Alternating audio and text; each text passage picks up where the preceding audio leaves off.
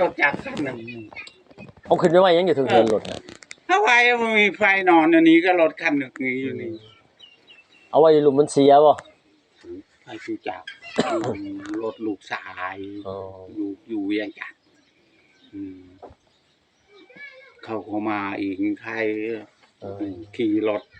ลูกชายนั่นนี่ละหลาดออกไปนาเห็นนะเขาไปบานฉลีเลยนะวุ้ยใช่ตัวใต้บ่ได้เดชมีคนนี้ไปแต่เช้าโว้พอชิดูเขาไปแล้วเขาไปเลยทุนตอนเล็กขับคุณจังหวะวุ้ย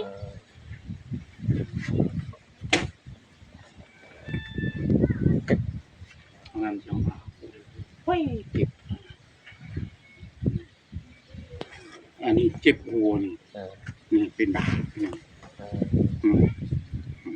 มันเฒ่าแล้วมันก็เจ็บแล้วคน เท่าจากวางหันบริบาทน้ำหนักบาทหนึ่ง ว่างั้นบัดหัวเจ้าคือบ่เห็นงอกเป็นงอกเจ้าบ่ตะกี้หัวคือบ่งอกเป็นงอกนี่โว้ยมันตายแบบว่าตายง่าย